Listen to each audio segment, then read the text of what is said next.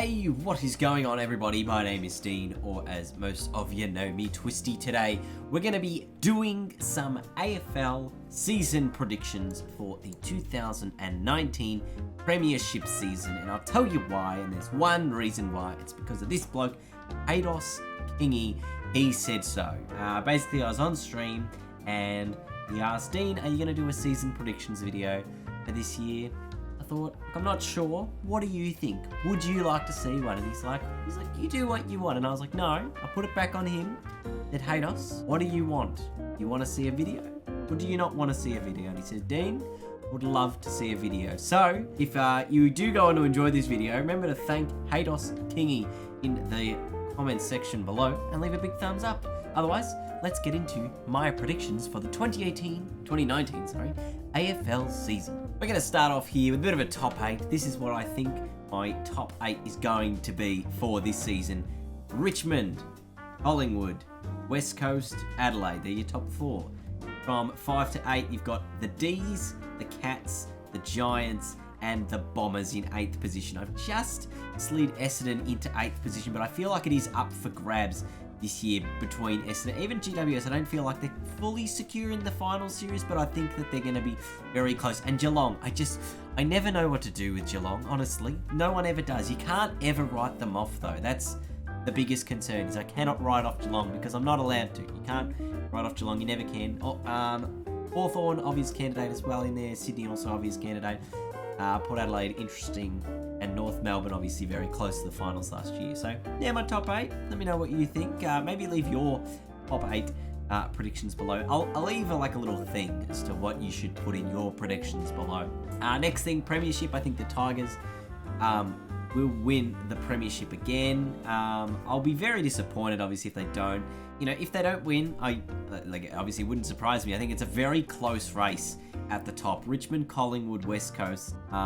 West Coast, I feel like, are an iffy team for me this season. Like, they did so well last year. Obviously, they won the flag, but I don't know if I have as much confidence in them as I should. But I've still got them in 3rd there. Adelaide, I don't think they're up there. I think it's Richmond, Collingwood, West Coast. I think the D's are probably still slightly off.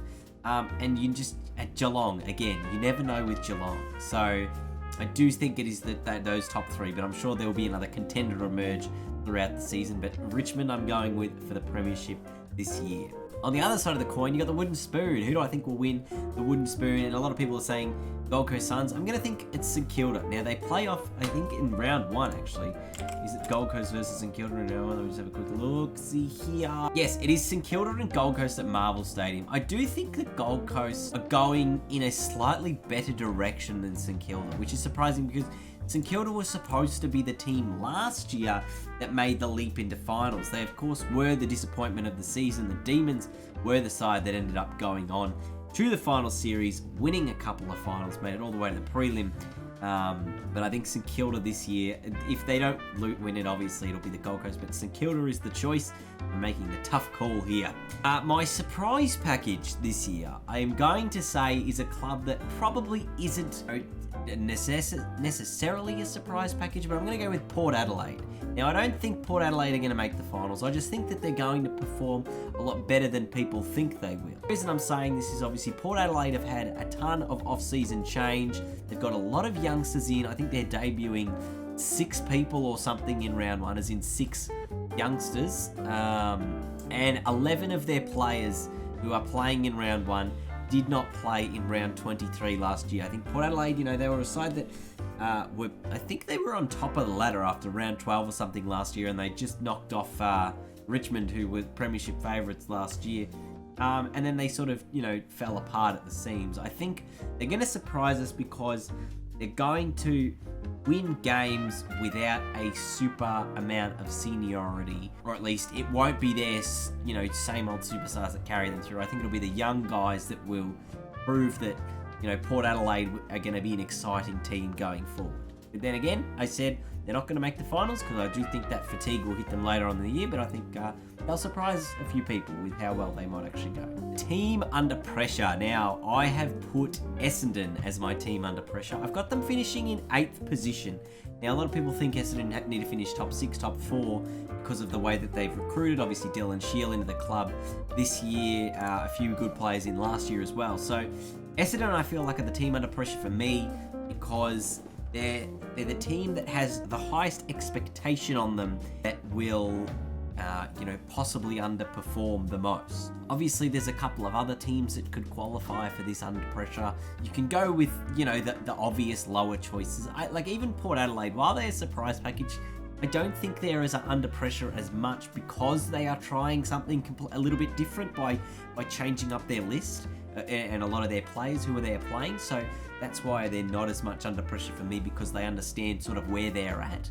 Whereas Essendon sort of feel like a side that the expectation is on themselves that, yes, we are a good enough side to perform and win big games, just whether or not they can take that step. So I feel like Essendon are the team under pressure for me. But also with those teams, you got to look at the coach under pressure as well. So who's the Essendon coach? Worsfold. Is he under pressure? I don't think so. I think Alan Richardson, obviously, is the coach under pressure. If St Kilda do win the wooden spoon like I'm predicting, he won't be there. Unfortunately, sometimes it just, he's not got a great list at his disposal, and sometimes that can just suck for being the coach at the time. Maybe someone fresh can come in and turn it around. He's been there long enough. They were supposed to make the push last year. They didn't. If they drop down again this year as we're expecting, then definitely they've gone backwards, and it's a big flop.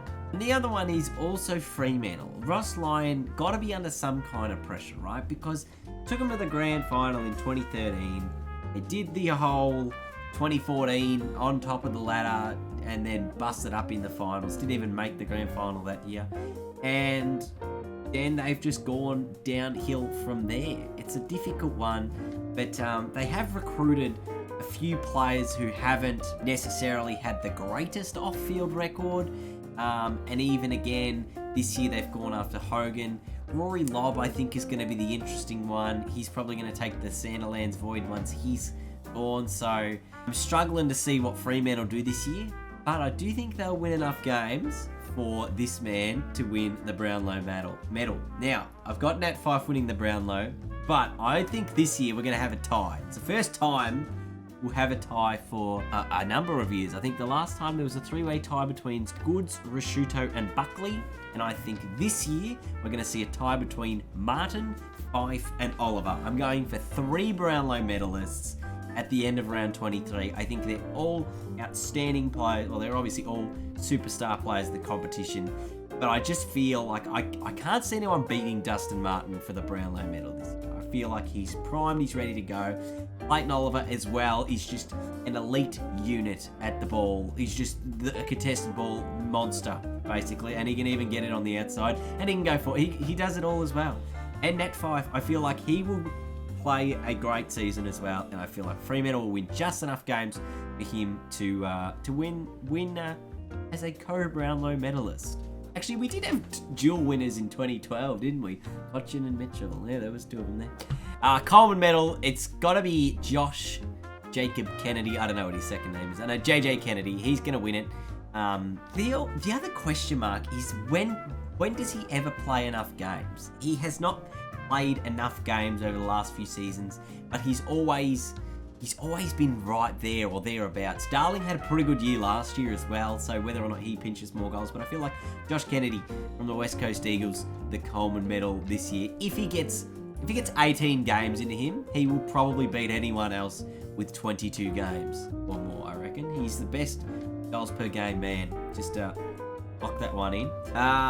Set to rise. Okay. So these ones are kind of a little bit like the surprise package, but this is more on a solid ground. This is what I think is going to happen. I think set to rise. I think we're going to see Brisbane rise up the ranks of the ladder. It might only be 5 or 6 positions, but I think that they're going to rise a little bit and really prove, that they are very much going to be a finals contender for next season. I think the Crows are also set to rise. I had them in 4th position. Whether or not they actually get that high is probably, there or thereabouts, but their list hasn't changed too dramatically since that team that took them all the way to the grand final in 2017. So it wouldn't surprise me if the Crows do make it to that top 4, which is why I've obviously got them in there. But I feel like probably the 5th or 6th is a little bit more around the mark. But they're definitely going to rise this year. And in terms of the team that's going to drop, I think it is going to be the Hawks, only because of, you know, the Tom Mitchell factor. Obviously, Scully's going to be coming in. It's going to be great. But I just feel like Hawthorn this season, they're probably going to leave a little bit too much to too few, and that's why I don't think they're going to win enough games to see them make the final. So I do think, obviously, they finished 4th on the ladder last year, did not win a final. I feel like that's probably better off where they were probably thereabouts in that, you know, 6th position-ish, and I think that they'll go down a little bit further. A couple more things here on the predictions. We're just going to try and get through everything. Whether they're staying or going, Josh Kelly, GWS, staying. Tim Kelly, Geelong, he's off, ship him out of there. And Cornelio, very 50-50 call here. I'm going to guess he's going to stay. He feels like a lad who likes the Giants, so I feel like Cornelio's going to stay there. And finally, my headline of the year is going to be the SCG. I don't know if you've seen the SCG turf. They've got rugby games going on there as well. I think my headline is SCG turfed. Sydney Swans will move one game at least from the SCG to another sporting arena in New South Wales because of safety concerns on the turf. That is my go-to headline of the year. Put it in writing, carve it in stone. It's there, it's done. That's exactly what's going to happen. Oh yes, and one more, the rising star, Sam Walsh. I mean, there's probably no one else really. Rankin's probably up there, but I feel like Walsh, they're just going to give it to him because they're like, he plays for Carlton. They're rubbish. He's not bad. I think Sam Walsh will win the rising star as well.